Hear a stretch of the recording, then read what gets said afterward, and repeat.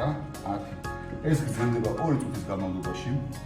2 წუთის განმავლობაში გრძელდება, შემდეგ ისე ვამოწმებთ ცირკულაციას, შემდგომ ხუმარად და აქ პულსი 10 წამის განმავლობაში.